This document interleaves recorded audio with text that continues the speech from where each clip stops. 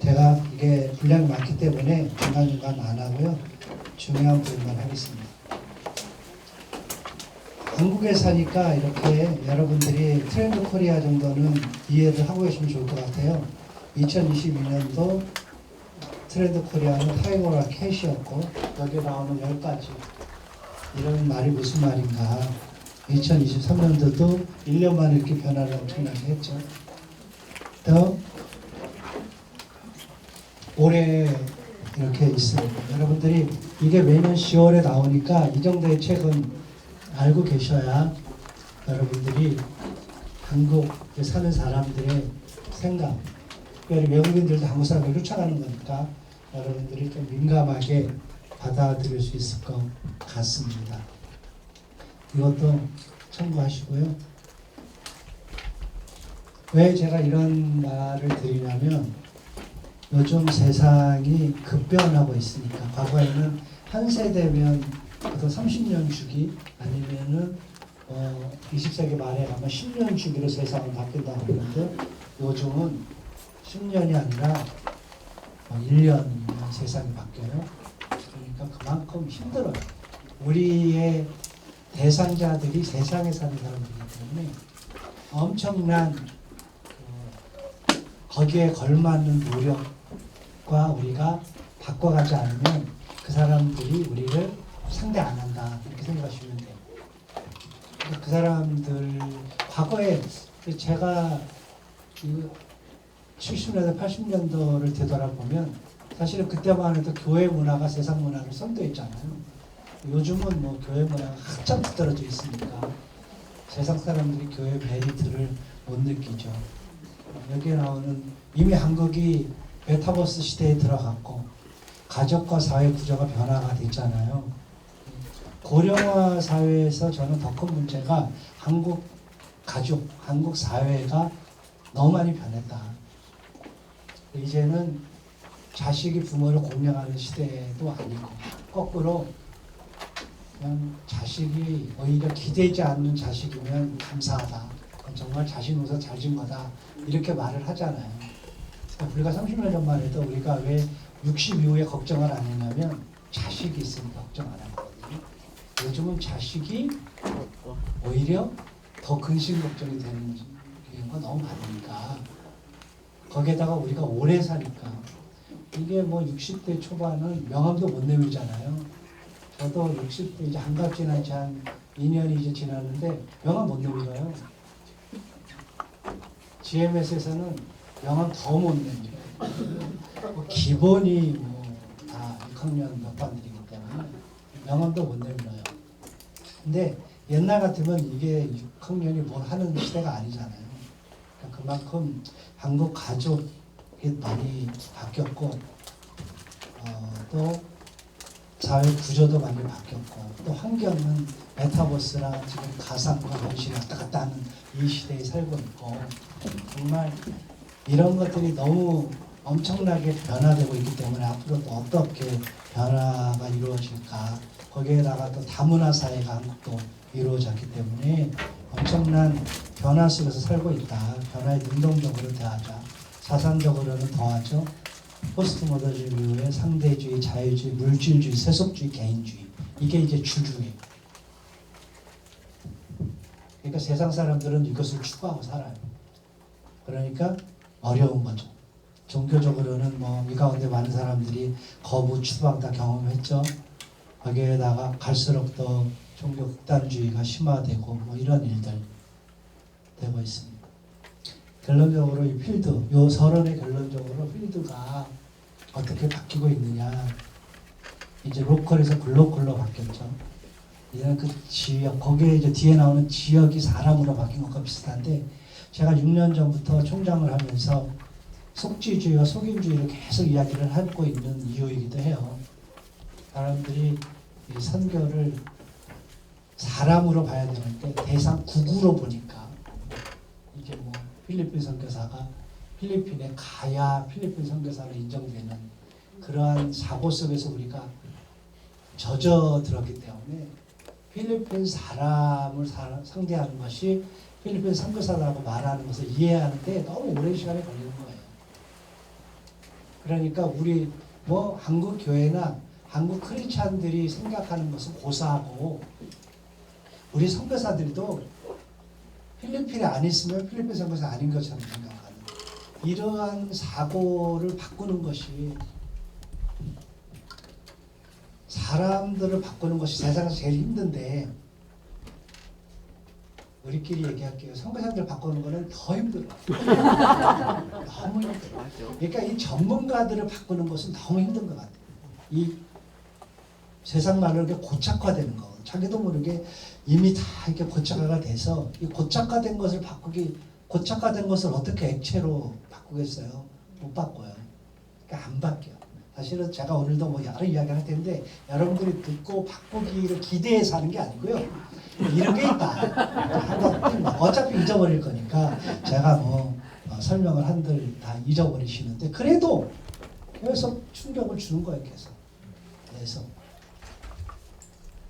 그만큼 이 사고를 바꾸는 것이 굉장히 어려워요. 개인이 네트워크로 하는 시대가 됐는데 아니 우리끼리 이야기는 고사하고 세상이 이미 개인으로 경쟁력을 잃었잖아요. 세상이 네트워크로 가야 경쟁력이 있거든요. 근데 아직도 우리는 사회 현장에서 개인을 고집하거든요. 아니면 개인의 수와 네트워크가 아니라 무슨 말인지 알죠? 쫄병 정도는 원해. 근데 동역자는 잘 이해를 못하죠. 근데 세상은 끊임없이 회사를 합병하거나 아니면 팔거나 하지 않으면 한 회사를 한 세대 지속하기가 좀 어려운 시대가 됐잖아요. 그러니까 기업들이 계속 변화를 가거든요. 유독 안 변하는 그룹이 우리들이. 세상을 변화해줬던 그룹이 역사적으로 네 그룹이잖아요. 탐험가, 그리고 비즈니스맨, 그리고 정복자들이 세상 지구촌을 바꿨거든요. 또 한 그룹이 있다면 우리 선교사 그룹이 지구촌을 실제로 바꿨어요. 많은 선교사들이 아프리카, 많은 선교사들이 제3세에 가서 그 나라를 바꿨죠. 우리나라도 선교사에 의해서 바뀌어진 나라니까. 그것은 분명한데 이 네 그룹 중에 제일 변화에 둔감한 그룹이 선교사다 하는 것이 실제로 나와요. 우리는 잘 안 바뀌는 것 같아요. 근데 필드가 이미 이렇게 많이 바뀌었거든요. 그리고 정착에서 이주로 바뀌었잖아요. 우리가 이주민에 관심을 갖는 것도 사람들이 너무 많이 이주를 하고 이제는 한 곳에 산다 별 의미가 없어요. 대한민국이 정부가 이것을 30년 전에 인식했으면 산하 제한 정책을 안 썼을 텐데 이 조그만 땅덩어리에 사람이 많이 우리 다 죽는다 이 생각만 하니까 폐쇄 공동체 많이 낳고 해외로 보내서 해외를 점령하면 되는데 이 근시안적인 사고로 그것 때문에 다 규제를 했잖아요. 그래서 저희 학교 다닐 때 보면 처음에는 둘만 낳아 잘 기르자, 그 다음에는 아들 딸 구별 말고 하나하나 잘. 이게 우리의 내리석에 가는 데마다 현수만 붙었잖아요. 그러니까 불과 한 세대 전이거든요. 근데 지금에 와서 우리가 어떻게 할 수가 없는 국가가 수조 원을 벌어도 표시도 안 나는 아예 가려고도 안 하는 이러한 세대가 돼서 또 누구는 그러면 망한다는 거예요. 왜 망해요? 세계 인구는 지금 계속 불안하고 있어요. 2050년도에 사람들은 대한민국이 인구 하나 없어 망하는 것처럼 여전히 폐쇄적인 공동체에 살고 있는데 그때의 전 세계 인구가 100억 가까이 돌파해요. 예측 인구가 지금 98억이거든요. 지금은 80억인데 30년 후에 100억을 목전에 둬요. 우리나라만 줄죠. 우리나라 안 줄어요. 우리가 그 말도 안 되는 단일 민족 요거는 좀 줄겠죠. 대한민국 사람 그 표현도 적절치 않은데 지금 국적이 어쨌든 외국 사람이 훨씬 더 많아져서 이제 여러분들의 시장이 훨씬 넓어질 거예요. 그러니까 이주민에 우리가 관심을 갖는 건데 어쨌든 세상이 이렇게 끊임없이 사람들이 섞이고 다문화되고 다 변화되는 이러한 세대 속에서 우리가 살아가야 된다 하는 거예요.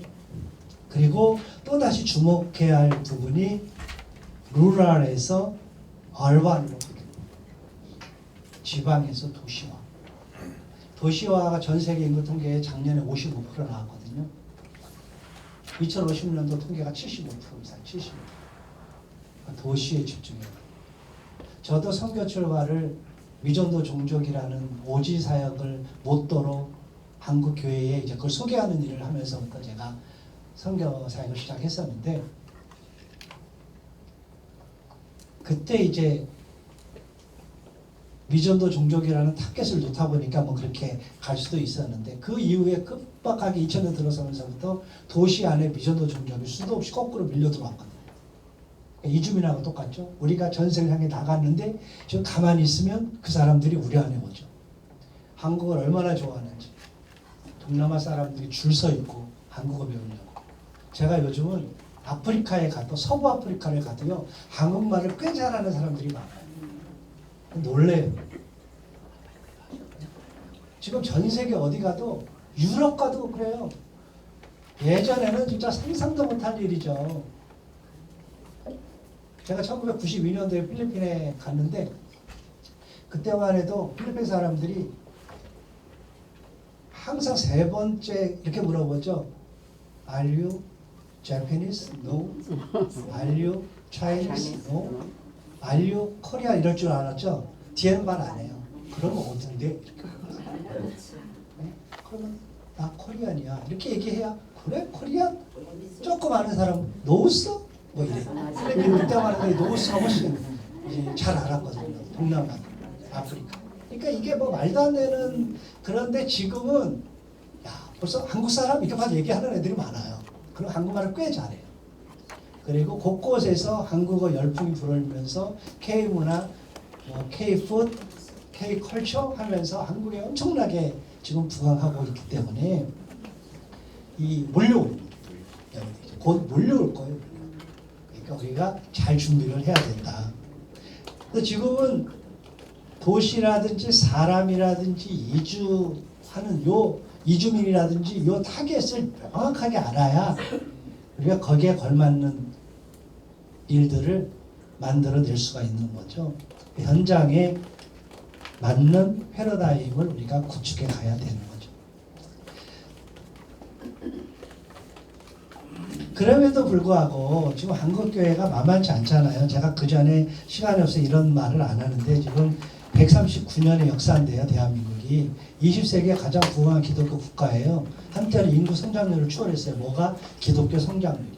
아무 데나 깃발 꽂히면 사람 다 모였거든요. 그게 언제냐면 70년대, 80년대. 대한민국 교회가 지금도 건재한 것은, 건재해 보이는 것은 70년대, 80년대의 저 부흥 때문에 그래요. 그러니까 70년대, 80년대에 중고등학교 다니고 대학교 다녔던 이 그룹이 엄청난 헌신을 했기 때문에 이 그룹이 지금까지 한국교회를 먹여 살리고 있어요. 엄청난 파워죠, 이분들이. 베이붐 세대부터 조금 더 쓰면 한 70년도 중반, 지금으로 얘기하면 50대부터 한 70대 중반 정도까지 이 그룹이 한국교회의 핵심 허리층이에요. 이 층들이 지금 늙어가고 있어요. 옛날 같다 쓰면 벌써 끝나는데, 그나마 고령화로, 이분들이 60대가 돼도 건재해요. 요즘은요 60대 교회들, 60대들이 주축인 교회 많아요. 네, 근데 이제 그것도 이제 시간이 다 돼가고 있죠. 네, 그래서 50년을 한국교회를 먹여 살렸어요. 10대, 20대가 70대까지 먹여 살려면 60년 먹여 살리는 거거든요. 그러니까 한국교회가 2030년까지는 괜찮을 것 같아요. 근데 지금 엄청난 추락을 목전에 두고 있죠. 대한민국은 거기에다가 저출산, 아까 얘기한 저출산이 가장 큰 문제고, 또 뭐 노인 비율이 많은 것, 또 그렇게 한국의 경제가 올라갔지만 우울지수가 너무 떨어지고 자살률이 여전히 1위고, 우리 가족들도 장난 아니죠. 이치에 맞서 정말 장난 아닙니다. 우리 지역에서. 제가 아는 선교 상담 전문가 늘 저한테 얘기해요. GMS 선교사님들 부모님들 좀 잘 케어하세요. 잘 교육 좀 하세요. 좀 애들 보통 문제 아닙니다. 대학생 멀쩡한 것 같아도 직장생 멀쩡한 것 같아도 다 이 정신적으로 스트레스 너무 많습니다. 저희가 요즘은 이제 그래도 상담비도 지원해주고 심리 다 지원해주거든요. MK들을. 근데 그 얘기 안 하는 부모들이 너무 많고, 근데 요즘은 그래도 얘기해주는 사람은 감사해서 이제 도와주려고 애를 쓰는데, 뭐 남 얘기할 게 아니라 GMS 선교사님들 중에 상당수는 우울해요. 여러분 속으로 하는 분도 있을지 모르겠어요. 우울해요. 그 부모가 우울하면 누가 우울하냐면 자식이 우울해요. 그래서 실제로 지난 수년 동안 우리 선교사 자녀들 중에 뭐 잘 아시지만 스스로 자기 삶을 정리한 친구들 꽤 있고, 우리 선교사님들 중에서도 상당수 사모님들이 우울증 약을 복용하는 분들이 상당히 많고 그래요. 근데 그것이 사실 우리 선교사 그룹만 있는 게 아니라 한국 사회 전반에 걸쳐 있어요 지금. 그러니까 정신적인 것은 피폐돼 있어요. 그러니까 한국이 무서운 거죠. 정신적으로 건강하지 않아요. 이게 어디서부터 손을 대야 할지 모르겠는데, 그러기에다가 1인 가구 많아지죠. 근데 대한민국은 그렇다 치고 한국교회는 감소 현상 나죠. 세속화돼 있죠. 다음 세대 동원이 안 되죠. 물론 뭐 저출산이니까 당연히 안 되지만 요즘 20대 30대가 헌신도가 너무 떨어지고, 교회를 가도 이 사람들이 과거에 50대 60대가 했던 것처럼 기본적으로 11조 생활, 또 주일 성수, 또 교회 헌신, 교회 봉사, 이것에 너무 약하니까 그것이 한국교회가 어려움을 당하는 거죠. 선교 현장은 재난과 위기가 뭐 끊임없이 일어나요. 과거에 제가 2000년도 중반에 본부 근무할 때는 위기 정말 1년에 한두 건이에요. 1년에 한두 건. 요즘이요. 제가 좀 심한 말 하면 일주일에 한두 건이에요. 너무. 과거에는요. 뭐 전화도 잘 안 되고 이메일로 겨우 소통하고 그랬잖아요. 지금은 카톡으로 뚝뚝 들어오니까 공휴일이고 밤이고 없어요. 어마무시하게. 또 그때는 웬만하면 알아서 했어요. 애도 알아서 낳고, 웬만큼 다치면 그냥 다 알아서 다 병원 가고 누워있고, 뭐 댕기에 뭐 말라리아 걸리면 다 알아서 했지. 우리께 하는 얘기죠. 누가 연락해? 병원 며칠 이후에 다. 지금은 다 연락해요. 그래서 그런지 어쨌든 위기가 많고, 뭐 지진만 보더라도 얼마나 많아요 지금. 과거에 몇 년에 한 번씩 있던 지진이 요즘은 매 달에 한 번씩 있잖아요. 보통 문제가 아닌 이러한 위기 상황, 거기에다가 아까 표현한 그런 외적인 위기가 있지만 내적인 위기가 얼마나 많아요. 별의별 그 내면에 일어나는 일들이 많기 때문에 그러한 어려움이 있죠. 또 정보가 워낙 IT가 발전하니까 이제는 너무 선거사들이 노출이 많이 돼 있는 거죠. 그러니까 뭐 중충도 그랬지만 지금 그러니까 제한 지역에 있는 모든 사람들은 다 노출됐다고 생각해야 돼요. 그 정부가 몰라서 놔두는 게 아니라 그냥 놔두는 거야. 네? 그걸 모르겠어 외국인인데 뻔히 알죠. 그게 이제 중국같이 조금 더 익스트림한 것은 그것을 더 적극적으로 해서 쫓아낸 거고, 그 외 나라도 복음을 정당적으로 전하지 수 없는 지역에 있는 선교사들은 다 노출되어 있는 거예요. 사실은 시간 문제예요. 시간 문제. 그러면 그것을 인식하고 어떻게 해야 돼? 엑시스를 할 수 있는 생각을 하고 있어야 될 거 아니에요. 옆에 사람이 다 빠져 아웃돼도 자기는 아웃 안 되는 거야. 왜냐하면 자기는 기도한다는 거예요. 자기는 확신이 있다는 거예요. 응답 받았다는 거예요. 그 옆에 사람은 응답 못 받았다. 선교사들이 생각이 굉장히 주관적으로 돼 있고 고착화돼 있으니까 그러니까 그런 지역이 있으면 더 전략적으로 내가 그런 가능성 예비해 놓고 여러 가지 해놓아야 되는 거고, 또 기존 자유로운 선교 지역에서도요 다 지금 노출되니까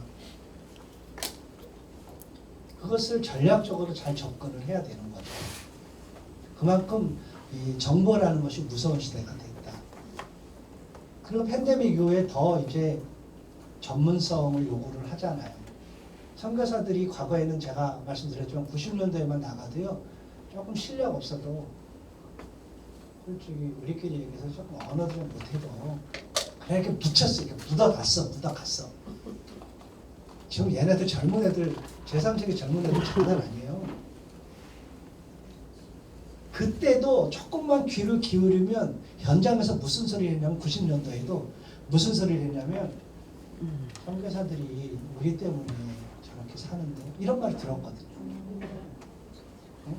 지금 장난 아니에요. 선교사들이 저분 정말 선교사님 와갖고 정말 대단하다. 우리를 위해서 꼭 필요한 분이야. 이렇게 생각하도록 내가 전문가가 돼야 되는 거예요. 아니면 관계라도 좋아서. 아까 제가 말한 정말 저분은 좋은 정말 저런 마음으로 우리를 섬기는구나 하는 그런 마인드라도 있던지. 실력도 없고 성격까지 나쁘면 하면 안 되는 거예요. 착하든지 아니면 실력이 있든지 해야지. 착하지도 않으면서 성질 나빠지면 어느 사람이 좋아해요. 부인도 안 좋아하는데.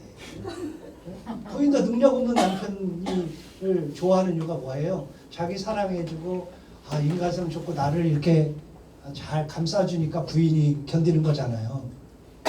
근데 능력도 없는 것이 부인하기를 뭘로 하면 누가 있냐고. 부인도 그러는데 그분들은 다 남인데 떡고물 조금 줄 때는 조금 있었지만 떡고물이라는 걸 계속 주기 어려우니까 그게 어려운 거잖아요. 그래서 전문성을 키워서 가끔 이제 제가 한때는 뭐 어느 지역 선교사 많으니까 가지 말라 이렇게 과거 우리 GMS 본부가 한 적도 있는데 저는 지금은 좀 달라졌어요. 많고 적음의 문제가 아니라 어느 쪽으로도 갈 수 있다. 단 그쪽에 있는 현지인들이 원하는 사람이 되면 된다. 그 사람들이 필요한 것들을 사역하는 거죠. 이주민 사역 똑같아요. 여기 이주민들의 니즈를 이렇게 뚫고 들어가서 니즈에 맞게 가야지. 이 사람들이 하나도 필요하지 않는데 본인들이 뭐를 만들어 놓고 원하고 자기 선교사가 자기 세계에 빠져서 하는 것은 아무런 의미가 없거든요. 그것이 이제 전문성과도 연관이 돼요. 그래서 우리가 이제 새로운 선교 환경에 적응하는 것, 또 거기에 걸맞는 전문적인 전략 짜는 것, 또 무엇보다 우리가 안 되는 네트워크하는 것. 제가 이제 지부장님도 알지만 이 지부가 세계 나눌 때 제일 강조한 것이 나누면 남이 될 수 있는 가능성이 지극히 높다. 그러니까 1년에 한두 번은 전체가 모여서 함께하는 시간을 꼭 가져야 된다. 내가 이제 부탁드리기도 했어요. 이렇게 이런 자리도 사실 그런 거거든요. 지구끼리 나눠주면 거의 우리 구조는 거의 남이에요. 그러니까 어느 선교 지역에 가서 이렇게 몰 같은 데서 만나서 인사하잖아요. 안녕하세요. 누구세요? 나 이진동인데요. 나 전철령인데요. 혹시 선교 어느 선교에 파송했어요? 나 GMS. 나도 GMS네. 이게 무슨 콩가루냐고요. 왜 그러냐면 이게 그 지구가 달라서 그래요. 지구가 다르니까 모르는 거예요. 우리 옛날 같으면 말도 안 되는 거죠. 그 나라에 이런 일들이 벌어지는 게 협업, 네트워크가 안 돼요.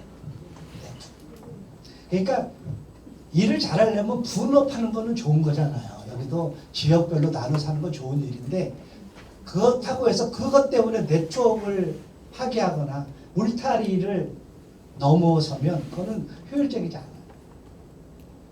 그것을 이제 이야기하는 거고, 제일 또 중요한 것이 이제 지속성인데 그건 뒤에 고령화하고도 이제 대치가 되는데, 고령화가 되고 이제 사역 고령화가 돼서 은퇴를 하게 되면 사역 이양 문제가 생기잖아요.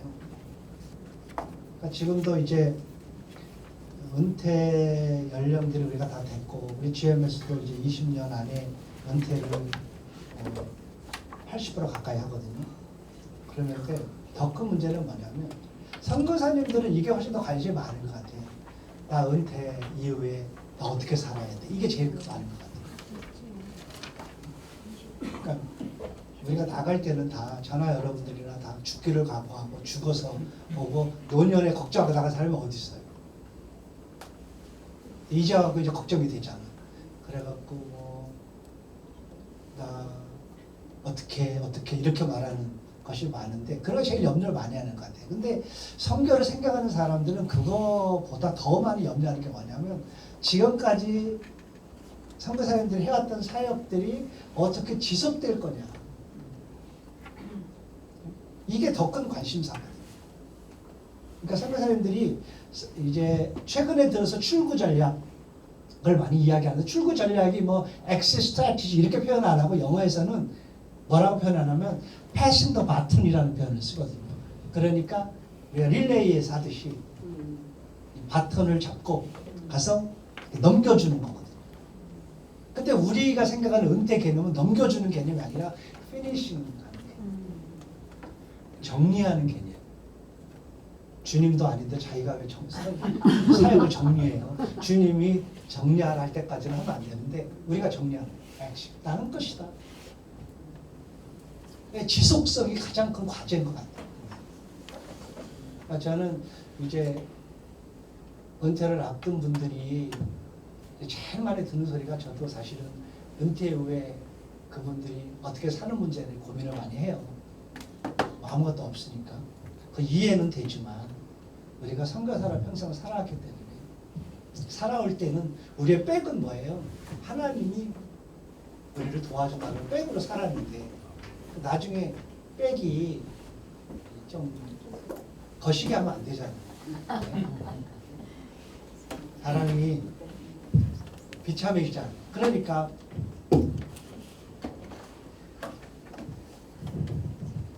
엑시드에서 중요한 것은 편의식 웰이 아니라 지속성이에요. 지속성.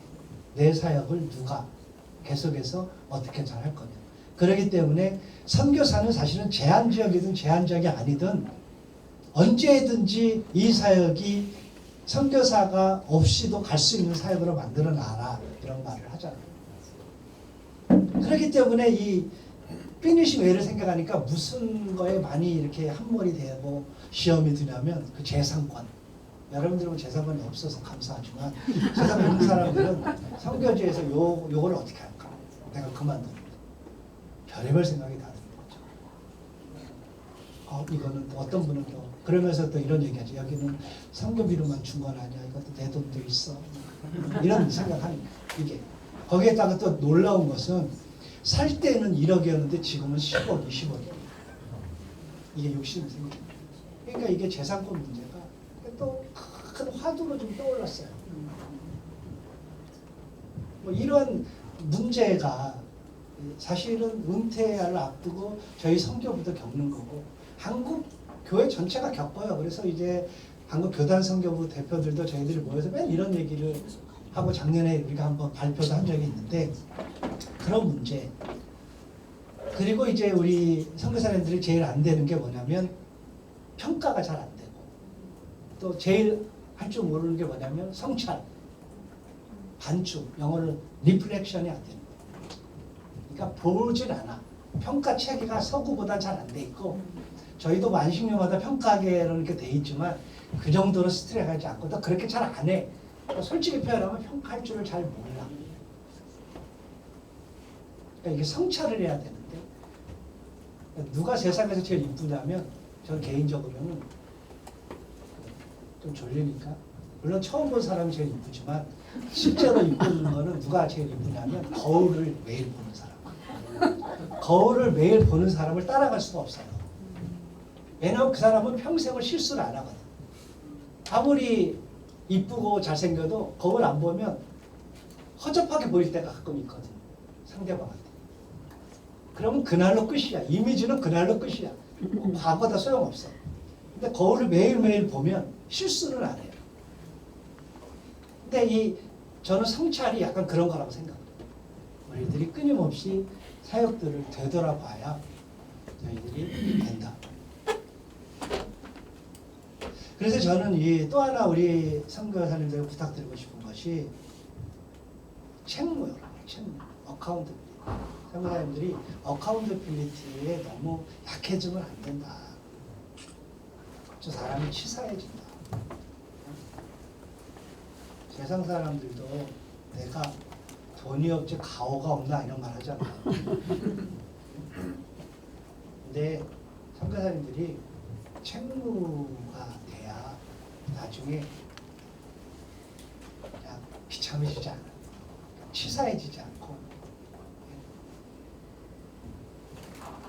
자기 하는 일에 책임을 져야 되고 자기 사역에 책임을 져야 되고 재정에 책임을 져야 돼요. 물론 그것이 저는 선교사님들만의 문제는 아니라고 생각해요. 이게 교회에도 문제가 되고 또 우리 선교본부도 문제가 될 수 있어요. 거기서 체계적으로 시스템화를 안 됐기 때문에 선교사님들이 책무를 못하는 경우가 생기죠. 그리고 사역적인 부분에서 중요한 것이 선교사 중심이냐 현지인 중심이냐 이 부분인데 지금 세계에서 이게 선교사 중심이라는 건 이런 거예요. 선교국과 선교지가 구분되어 있을 때에는 선교사 중심이 많이 돼요. 일반적으로 선교를 한쪽 방에서 한쪽 방향으로 가고 선교사를 보내는 그룹이 있고 선교사를 받는 그룹이 구분되어질 때는 이것이 조금 더 이해도가 높아요. 그래서 선교사들이 중심으로 할 수밖에 없는 거죠. 다 결정하고. 그런데 지금은 이제 세계 기독교 시대가 되면서 쌍방향 시대가 되고 아니면 폴리가믹 시대가 되고 이렇게 다변화를 바꾸고 갔기 때문에 아까 말한 대로 선교지와 선교국이 이제 구분이 없어지거든요. 선교지가 선교국이 되고 선교국이 선교지가 되는 거죠. 그러려면 결국은 사역의 중심은 선교사가 아니라 현지인이어야 되는 거죠. 선교사가 제가 많이 하는 말인데 우리 선교뿐만 아니라 한국교회 선교사들이 한국 선교사님들이 선교 현장에 가서 제일 많이 하는 사역이 교회 개척이에요. 물론 그 가운데는 교회 개척을 잘한 분도 있죠. 꽤. 또 잘할 수 있는 분도 있는데 이렇게 생각하면 쉬울 것 같아요. 필리핀 목회자가 한국에 와서 한국 사람들을 대상으로 한국 목회를 얼마나 할 수 있을까? 할 수 없죠. 근데 언어적으로 따지면요. 제가 경험한 필리핀 사람들이 한국 사람들보다 언어적인 능력이 뛰어나거든요. 수는 약해요. 수는. 우리처럼 팍팍 계산 안 돌아가요. 그 복장 터지죠. 뭐 낱개를 많이 살 때는. 하나하나 슈퍼에서 다 세고 사전 세고 계산하면서 세고 또 넣으면서 세고 또 틀려서 다시 세고 이런 일들이 뭐 무수히 많이 일어나요. 저희는 그 필리핀은 우리나라 옛날에 구멍가게처럼 마을마다 조그만 띵단 같은 게 있어요. 거기 가면 큰 돈 내잖아요. 돈 더 많이 받을 때가 많아요. 한참 계산하고 더 많이 줘. 이렇게 받아갖고 이렇게 놓고 그냥 오죠. 얘가 이거 왜 줘? 저 사람 다 왜 주나 이러죠. 그런데요, 언어는 잘해요.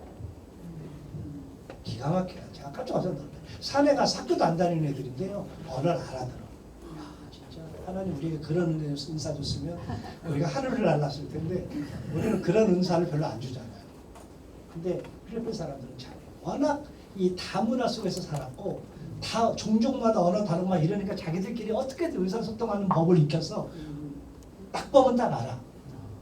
영화를 보여줘도 우리보다 훨씬 빨리 웃어. 훨씬 잘하는 겁니다. 근데 물론 한국에 시집 온 필리핀 여성들이 한국말 배우죠. 한국 남자가 필리핀 말 배워서 하는 남자가 몇 가정인데 제가 알기로 거의 없어요. 한국 사람은 언어 지질하게 못하니까. 예? 그래서 이제 우리가 언어적인 능력이 있어도 그 필리핀 사람이 한국말을 잘한다 얼마나 잘하겠어요. 예? 그 전화한다 얼마나 잘 전화하겠어요. 목회가 되겠냐고. 안 되잖아요. 우리보다 선진국의 미국 사람이 한국에 와서 한국 목회하는 사람이 있을 수는 있겠지만 할 수는 있죠. 잘할 수 있다고 생각하지 않아요. 저는. 아직도. 왜냐하면은 언어는 문화하고 믹스가 되는 거기 때문에 저희 아이들이 뭐 제 아이도 뭐 큰애 미국에서 대학을 하고 나왔는데도 불구하고 어렸을 때부터 12년을 다니고 미국 가도 성적은 좋아요. 성적은 정말 미국 대학 가서도 뭐 안 틀려. 근데 자기들끼리 막 대화할 때는요 모르는 게 더 많은 거예요.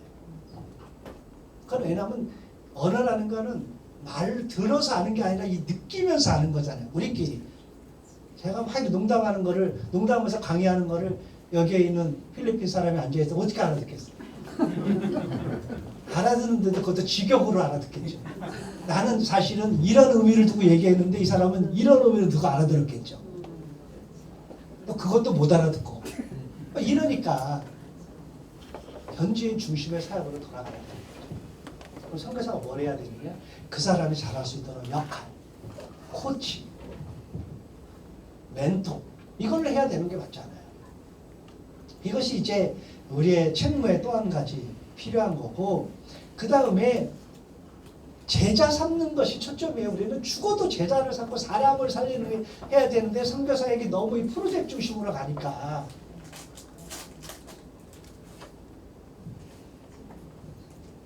그런 것이 다 결국 나중에 가면 사역적인 부분, 재정적인 부분에 있어서 하자가 계속 생겨나요. 왜냐면 프로젝트를 하다 보면 계속 돈 들어가니까 교회 개척도요 돈으로 하기 시작하면 무슨 문제가 생기냐면 교회 하나 개척할 때 괜찮아요. 한 300불 들어가면 사역자도 주고 운영비도 하고 두 번째 개척할 때 또 300불을 모금해야 되잖아요. 10개 개척하면 얼마 모금해야 돼요? 3,000불.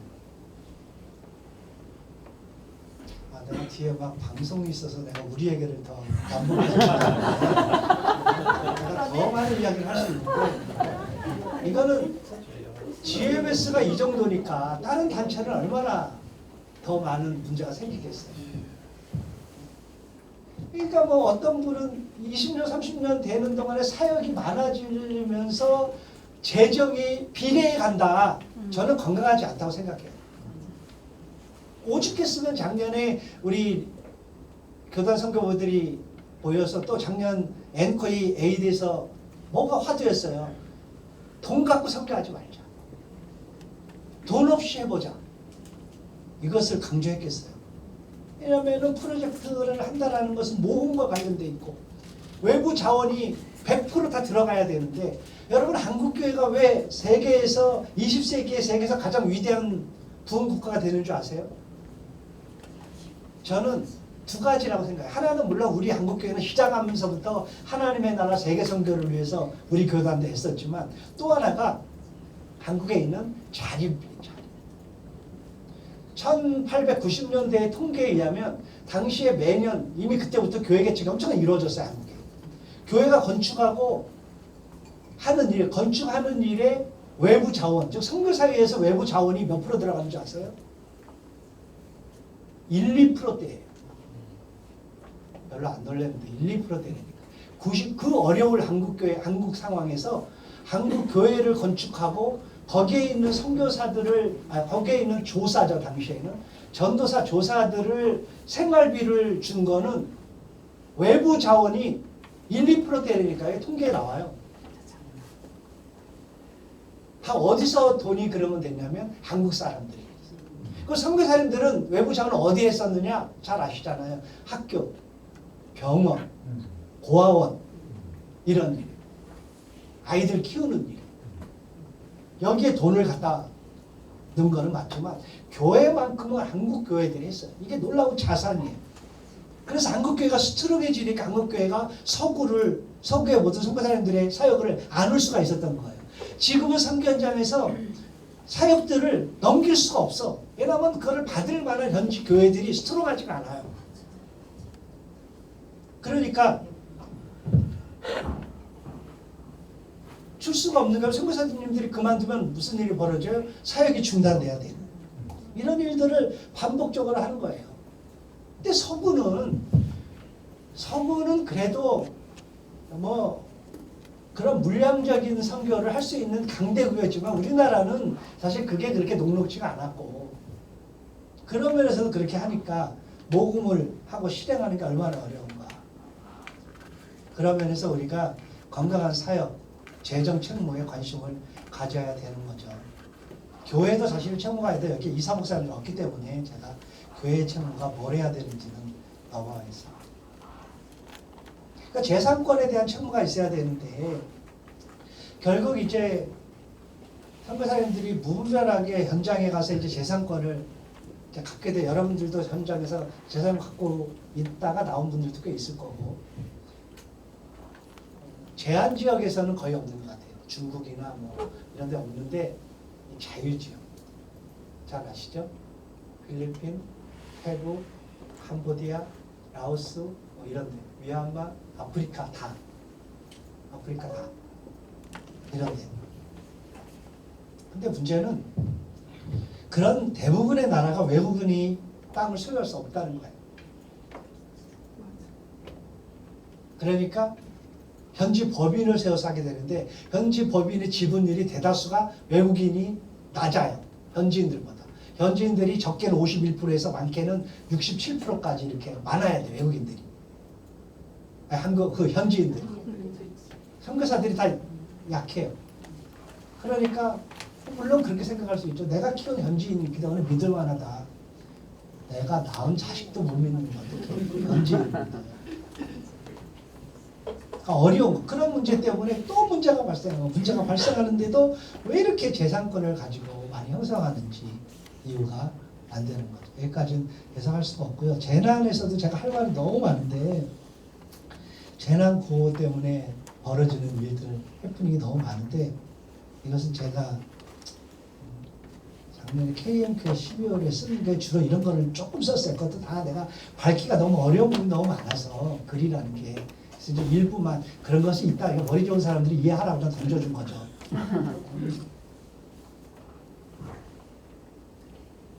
현재 GMS는 이렇게 현재 요거를 더 높았어요. 우리가 며칠 전에부터 또 유럽 학원에서 2,650명으로 최고점을 찍었어요. 지금 팬데믹 이후에 계속 최고점을 찍는 단체는 한국에서는 우리밖에 없어요. 다 디클라인 됐어요. 우리도 디클라인이 돼요. 왜 되냐면 아까 말한 대로 20년 이후에 지금 너무 많은 사람들이 아웃하기 때문에 지금 선교 훈련을 3번 여전히 하고 있어도 우리도 이제는 시간 문제예요. 우리도 계속 이제 하락세를 갈 건데 아시아 비율은 계속 높아질 거고요. 현재 63.5%인데 65% 거의 됐고 태국 제일 많아요. 필리핀 뭐 이런 데고 제가 보여드리고 이건 나이 만 56세 평균 연령이 60대 이상도 거의 1000명 가까이 돼요. 어마무시하죠. 다 60대라 별로 안 놀라는데 우리가 10대 파송국의 태국, AX, 필리핀, 캄보디아, 일본, 인도네시아, 미얀마, 미국, 베트남, 인도인데 비율적으로 봐야 돼. 비율적으로. 어디가 제일 많아요? 캄보디아. 1700만 명밖에 안 되는데 선교사가 제일 많아요. 네. 우리도 퍼센테이지가 제일 많아요. 저기 현재 한 150명 정도 있어요. 그리고 이제 필리핀, 미얀마인데 얼마나 많은 일들이 벌어지는지 알겠죠? 그 속에서 비효율적인 일들이 얼마나 많이 발생하는지 아시겠죠? 예, 제가 이제 이 부분이 중요한데 우리는 GMS예요. GMS 여러분들이 GMS 선교사예요. GMS 뭐라는 단체냐면 당연히 복음을 모든 열방에게 전하는 거고 그것을 이루기 위해서 우리가 이러한 비전들을 이뤄가고 있어요. 그중 핵심은 팀 선교 활성화예요. 그러니까 저희가 그 GMS 선교사님들이 정말 귀한 분들이 많아서 매년 언더우드에 항상 파이널에 진출하고 언더우드 협회가 GMS만 매년 주기 어려우니까 우리를 한 2년에 한 번, 3년에 한 번씩 꼭 넣어줘요. 그래서 지금까지 몇십 명이 저희가 언더우드 상을 받았는데 저는 개인적으로 우리 GMS의 2,600명 중에서 50명의 영웅 만들기를 원치 않아요. 별로 의미가 없어요.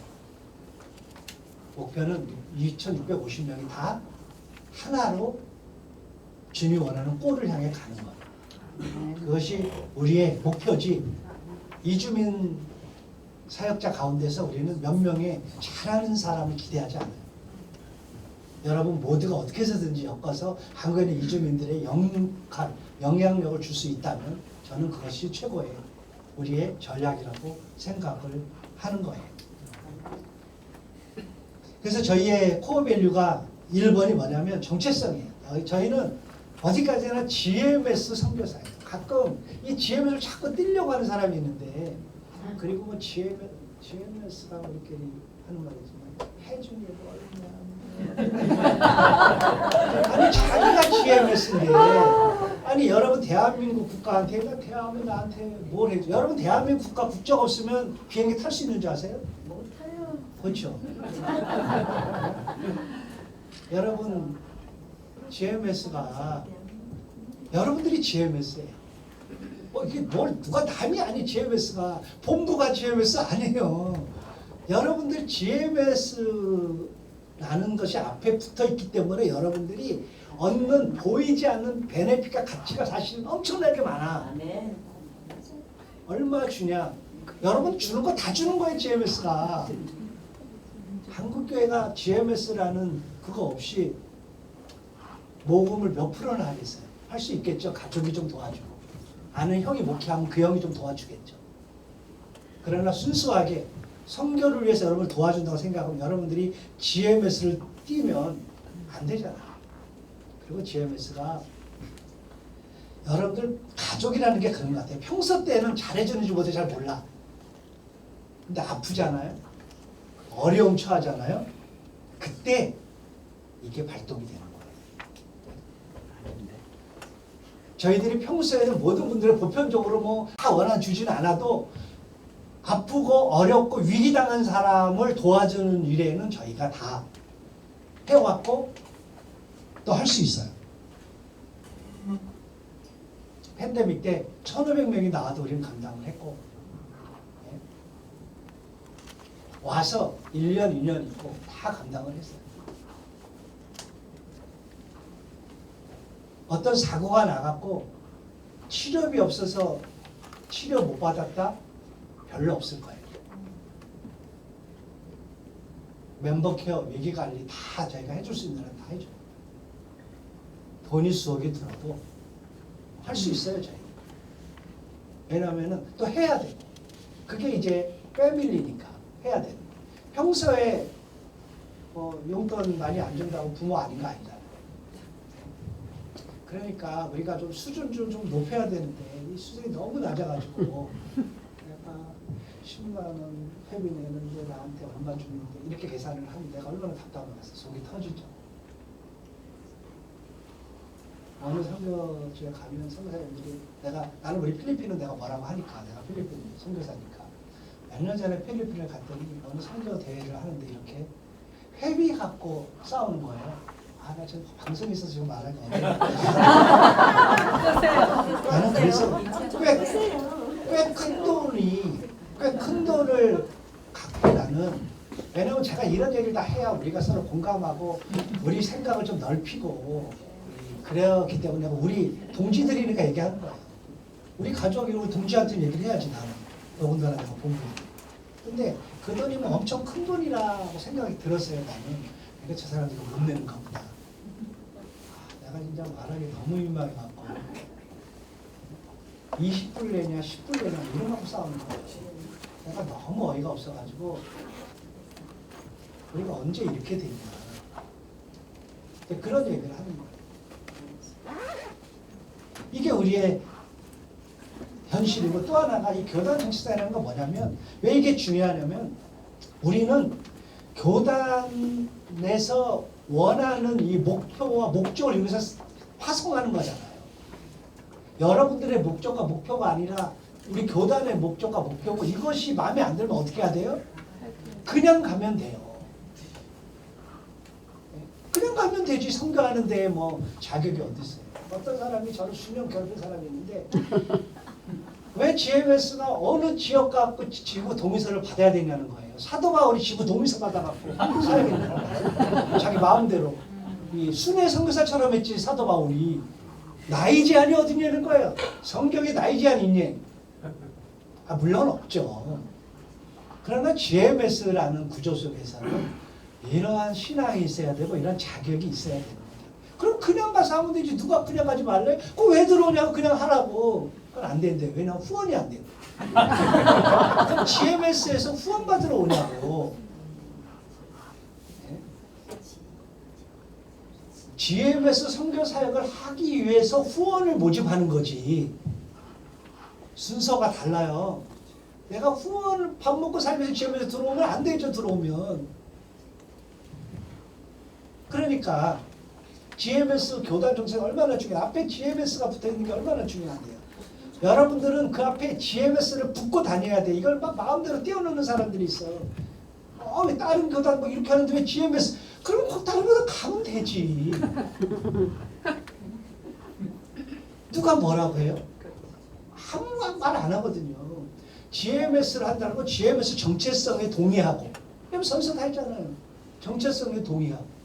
GMS가 지향하는 바에 우리가 같이 나도 힘을 합쳐줘 가겠다라는 이것에 우리의 존재감이 있어야 되는데 이 존재감을 너무 모르는 거예요. 그러니까 GMS의 강점이 많잖아요.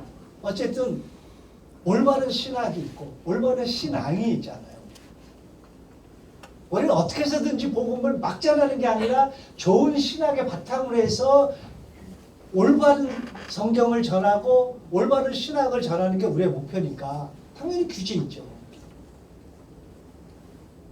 그것이 이제 정체성이 제일 중요한 거예요. 그 다음에 반복 얘기하지만 팀사역과 연합, 선교 개척 이런 것들이 우리가 있는 거죠. 이제 계속 빨리 나가야 될 것 같아요. 제가 이거 밤을 새야 되기 때문에 오늘 또 우리 지부장님이 시간에 딱 끝내라고 그러는데 제가 원래는 10분부터 시작이기 때문에 30분인데 그래도 강의를 잘하려면 5분을 빨리 끝내야 되니까 25분에 끝나면 되는 거죠. 우리 박 지부장님 원래 제가 30분까지죠. 아니 왜냐면 3시인데 10분 늦게 했잖아요. 그러니까 5분씩 서로 까보셔야죠. 네, 제가 합리적이겠네요. 현대선교를 잠깐 성찰할게요. 현대선교운동은 연도적으로는 1792년 윌리엄 캐리로부터 시작하는 게 현대선교운동이에요. 지금까지 230여 년. 지금까지의 선교운동은 3가지 운동으로 왔어요. 가장 주도적으로 오랫동안 했던 것이 전통 복음주의 운동. 케네스 라토레시 뭐라고 얘기했냐면 서구 선교운동은 한마디로 위대한 세기였다 이렇게 표현하죠. 특별히 19세기를 가리켜서 그래요. 1800년도 이때를 위대한 세기라고 표현했죠. 이때 아까 얘기한 대로 선교국과 선교지를 구분했고 또 하나가 지리적 확장에만 보는 겁니다. 그러니까 이것이 거의 2000년도까지 온 것 같아요. 우리 선교부도 몇 나라에 갔나 이건 중요하게 여겼던 시대가 있으니까. 지리적 영토 확장에 너무 관심이 많아요. 그 나라 안에 얼마나 많은 민족들이 있다는 건 생각을 별로 없었고 그저 나라 하나만 찍으면 중국에 선교 1명 보내면 중국에서는 끝으로 알고 더 이상 안 보내잖아요. 한국교회가 과거에.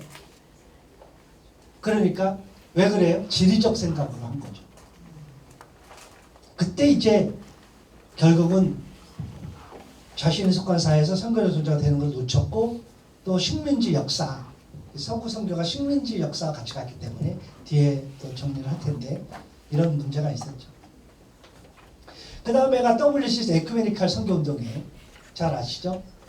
서구 선교의 식민지 역사를 반성하고 인간의 구조적 고통에 집중하라 하는 출발은 나쁘지 않았지만 너무 많이 나갔죠. 여기에 보면 결론적으로 얘기하면 이성의 권위를 성경 말씀보다 위에 두고 성경적 선교를 버리고 옳지 않다. 우리 GMS 선교부 같으면은 당연히 성경 말씀이 훨씬 더 위에 되어야 되는 거죠. 어떤 수단과 방법을 통해서 복음을 전하는 것을 저희는 허용 안 해요. 올바른 방법과 올바른 수단을 가지고 복음을 전해야 돼요. 저희는. 그런 것이 이제 차이인데 이들이 나중에 가서는 뭐 정말 종교와 상관없이 종교 다원주의에 가깝게 이야기를 했죠. 또 뭐 웬만한 악행하는 것 이런 것들을 다 또 정의를 위해서 이런 미명하에 했죠. 또 최근에 많이 일어나는 게 미셔널 처치 운동이죠. 잘 아시죠? 레슬리 뉴비긴이 이야기했던 우리가 공동체에서 교회 중요성을 강조한 것 너무 좋은 지적이었어요. 그러나 이것도 요즘 어떤 문제가 생기냐면 너무 타문화권보다는 또 타문화권을 조금 더 도외시하는 부분이 있어서 이제 문제를 더 삼죠. 서구 선교 운동은 두 단어로 다 우리가 이해하면 끝나요. 하나는 신탁이고 하나는 파산이에요. 신탁은 식민지 아시죠? 신탁 통치. 그러니까 서구 선교부가 제3세계를 선교를 한다는 거 뭐냐면 거의 신탁 통치권이에요. 가서 완전히 모든 것을 지배하는 거. 그죠? 그래서 제3세계 선교 지도자 오버루지는 미션의 개념을 뭐라고 얘기했냐면 이렇게 선교사들이 현지에 대한 태도 바꿔야 된다. 가부장적 태도, 자신의 문화 강요, 그리고 새로운 선교사는 반드시 현지의 제도 가서문화 받아들여야 된다. 무슨 말이에요? 서구 선교사님들이 현지의 태도가 안 좋았다, 나빴다. 가부장적 태도였다. 반드시 현지의 제도 가서 문화 받아들이고 인정한 열림을 섬기가 된다. 이 서구를 그대로 쫓아간 것이 우리나라예요. 우리나라도 저거는 제3세기 가서는 저기에서 별로 벗어나지 못했어요. 남하고 데스몬드 투투 주교도 이런 말을 했어요. 우리가 말하기 부끄럽지만 어쨌든 선교사들이 자기들 이용했다 이렇게 표현하는 거죠. 그러니까 자문화 중심주의가 뭐예요? 서구 문화가 비서구보다 우월하는 것, 차별과 무시 이런 것들. 그리고 영국 선교사들이 아프리카의 현지인을 사전에 인정하지 않았죠. 이유가 있었어요. 교육 못 받고 기독교 전통 없는 아프리카에 넘겨주는 상상하기도 어렵다. 이런 문제를 발생을 했죠. 그래서 선교 모라토리엄, 선교 파산이 주어진 거죠. 경제 용어가 선교지에서도 왔죠. 그리고 선교지에서 더 많은 어려운 문제들이 문화적 침투받는 것.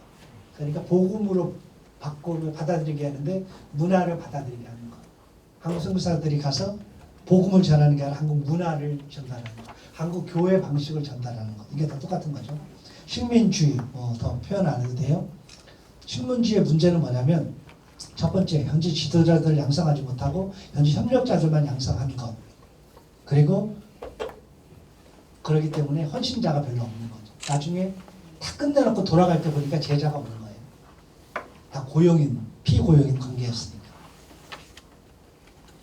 그리고 사역적으로는 선교사들이 일방적으로 모든 사역이 진행되죠. 사역에 사용된 모든 돈이 외부에서 들어오기 때문에 그래요. 그렇기 때문에 도움을 하지 말자라는 말이 나오는 거예요. 지금의 시대. 가부장적 태도. 현지인 주도의 복음화운동에 걸림돌이 되죠. 현지인들의 자율성 잃어버리게 하죠.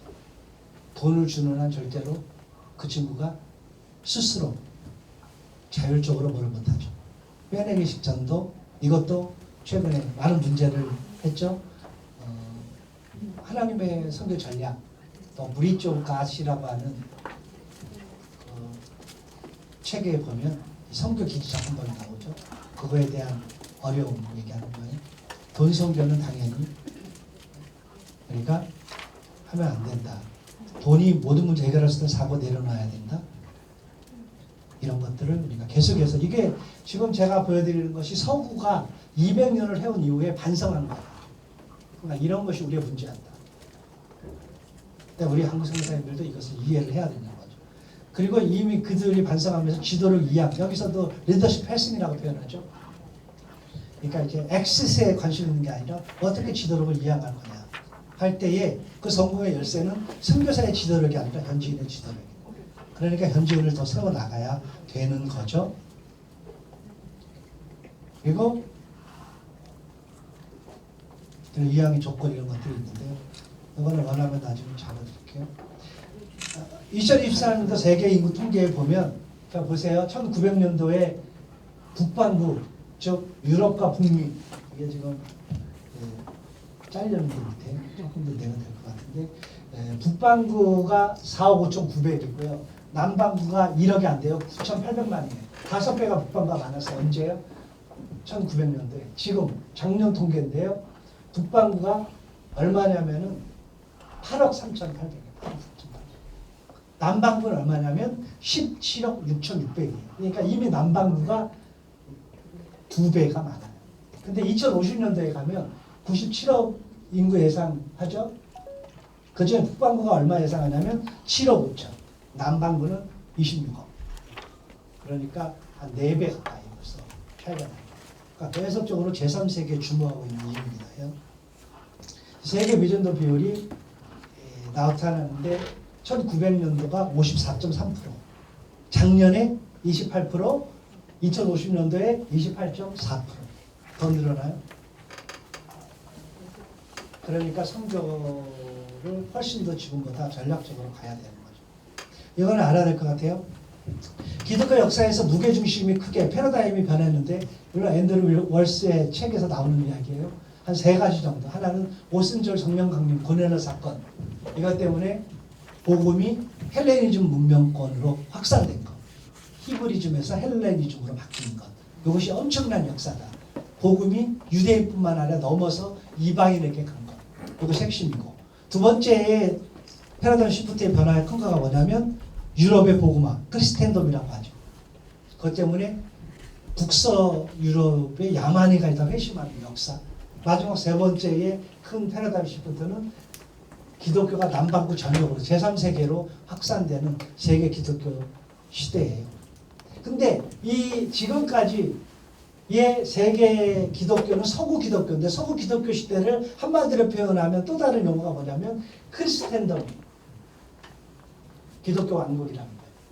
기독교 왕국이 이제 세계 기독교 시대가 됐다는 것은 크리스텐덤 모델이 완료됐다는 거예요. 그것은 다른 말로 표현하면 이제 탈서구, 탈식민지화 됐다는 거죠.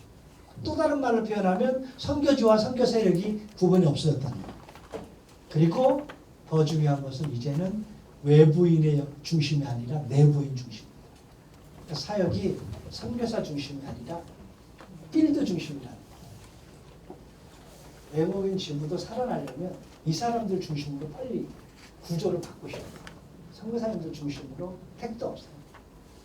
절대 이 나라 문화를 쫓아갈 수 없어요. 이 사람들 문화를 쫓아갈 수가 없어요. 그 사람들이 잘할 수 있는 것을 토양을 만들어주고 선교사가 역할해주고 그 사람들의 니즈를 채워서. 잘 알잖아요. 여자들이 제일 싫어하는 게 뭐냐면 아무거나 갖다 주는 거잖아요. 네? 다 좋아하는 줄 알고 갖다 주세요. 네. 절대 저는 안 사줘. 그래서 절대 안 사요. 그럼 사줘서 마음에 들기가 너무 어려워요. 여자들. 왜냐하면 니즈가 여성들이 다 있어요. 그래서 여자들이 제일 좋아하는 거는 뭐니 해도 머니잖아요. 그럼 자기가 알아서 살면 제일 피차편한데 왜 그래요? 니즈로야 우리가 약한 거예요. 현지인들, 여기에 있는 외국인들한테 그들의 니즈가 뭔지도 알아야 되고, 그들이 니즈도 그들이 원하는 니즈로 줘야 돼요. 그러면 대우받아. 그러면 대우받아.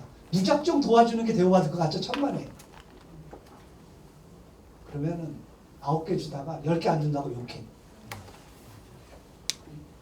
제가 필리핀에서 25년 전에 느낀 거예요. 필리핀 총회를 제가 도왔는데 매월 도왔어요. 얘네들은 늘 불만이 더 안 해준다고. 제가 글쎄 도와주지 말고 돈 갖고 있다가 자기들이 뭐 할 때 그럼 도와주할 때 도와줘라. 그러면 행사 때 박수 받고 와 선배님 너무 좋다 이렇게 얘기하는데, 매일 도와주면, 매월 도와주면 절대로 고맙다는 말 못 듣는다.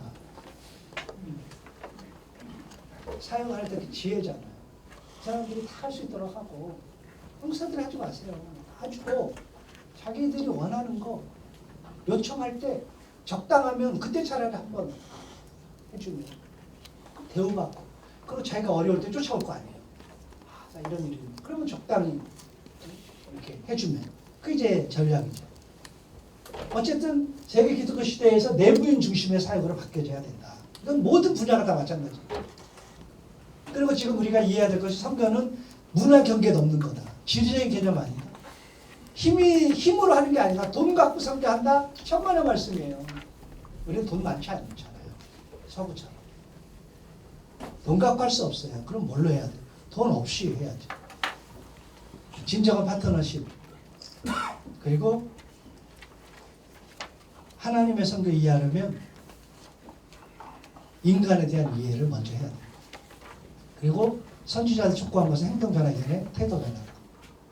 크리스텐덤이 이렇게 지속적으로 바뀌어져 가고 있어요. 요즘 다양하게 종족 개념, 모든 곳에서의 선교, 선교의 방향 역전. 그래서 현지인들 중심, 제자와 동일한 인간, 가불관계 함정에 빠지지 않아야 된다. 이러한 거입니다.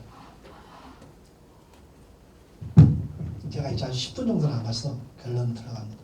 한 7, 8분 정도 남습니다. 이주민 선교는 뭐 여러분들이 어쩌면 저보다 더 잘할 수 있으니까 제가 그냥 쭉쭉 넘어가면 될 것 같아요.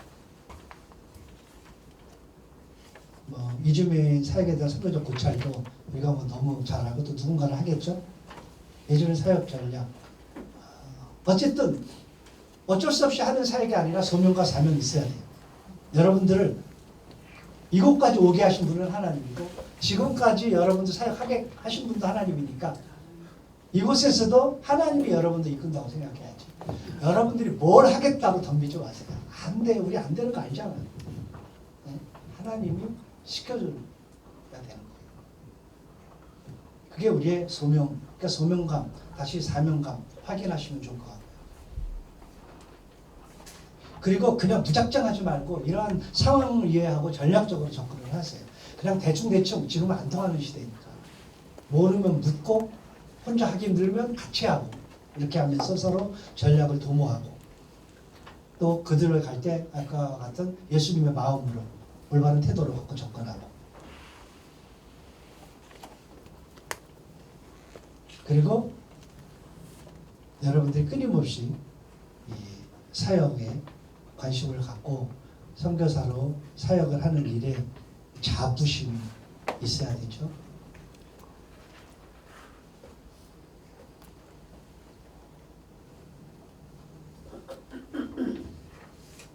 네, 마지막으로 이 선교사의 정체성이 제일 중요한 것 같아요. 여기서 우리가 뭘 하든 데이비드 리빙스턴 선교사님이 아프리카에서 미셔너리스나 세크리파이스 본 프리빌리지 이렇게 표현한 것처럼 선교사는 헌신하는 게 아니고요. 특권이 특권. 하나님 우리 선교사로 부르셨기 때문에 그래요. 여기에 요한복음 15장 10절에 나오잖아요. 너희가 나를 택한 게 아니고 내가 너희를 택하여 세웠다. 우리가 선교사 된 게 아니니까요. 하나님 우리를 선교사로 세운 거예요. 그거를 믿어야 돼요. 그리고 그래야 요 말의 의미를 알아요. 너희로 가서 열매 맺게 하고 누가 맺게 하는 거예요? 하나님. 또 너희 열매가 항상 있게 하는 거 누가 하는 거예요? 하나님. 왜 좌절해요? 왜 낙심해? 내가 하는 건가요? 우리가 하는 건가요? 아니잖아요. 낙심할 일 하나도 없어요. 그냥 감사함으로 오늘도 헤쳐나가면 되는 거예요. 왜냐하면 여러분들을 세웠기 때문에 그래요. 여러분들의 존재 이유에 존재 가치는 하나님이 세웠기 때문에 존재 가치가 있는 거예요. 그런 면에서 여러분들이 과거의 선교 현장에서 뭘 했더라도 다 엎으세요. 엎고 리셋 아시죠? 뉴노멀의 핵심이 뭐예요? 노멀이 새로워졌다. 과거 것은 다 과거에 우리 가졌던 기준, 가치 모든 것들은 다 쓸모없다. 어디에서? 지금의 시대에서. 솔직히 표현하면 여러분 가운데 상당수는 필드에서 왔죠. 필드에서 가지고 있었던 경험이 좀 심하게 말하면 다 없는 게 편해. 여러분 신도시 어떻게 만들어져요? 구도시를 맨날 고쳐봐야 절대로 구도시는 고쳐지지 않아요. 없고 새로 시작하는 게 나아요. 그냥 하나님께 맡기고 기도하면서 새로 판을 깔는 위대한 리셋 하시고요. 이 시대에 맞고 변화하세요. 그리고 전환하세요. 과감하게 좀 숨 좀 쉬었다가 선거지에서 급박하게 나왔는데 또 쉬지도 않고 뭘 하는 사람 제가 제일 걱정스러워요. 쉬세요. 호흡하고 좀 한국 공기를 좀 몇 번 마셔봐야 한국을 알죠. 그러니까 여기가 한국인지 필리핀인지 자기도 모르고 나도 모르고 이게 뭐냐고 지금 여기가 정말 한국 사역지인지 그러지 말고 전환하시고 그리고요 please 네트워크 하세요. 서로 어떻게 우리가 하나가 될까 같이 뭘 할까 이런 일을 위해서 이렇게 모였으면 좋겠어요. 이주민 사역 만만치 않거든요. 혼자 솔직히 어렵거든요. 그러니까 같이 연합해서 좀 잘하고 그리고 본질과 사명에 우리가 더 다가간다면 아마도 하나님이 우리에게 새로운 길을 열어주고 또 하나님의 은혜가 있지 않을까 생각합니다. 감사합니다. 네.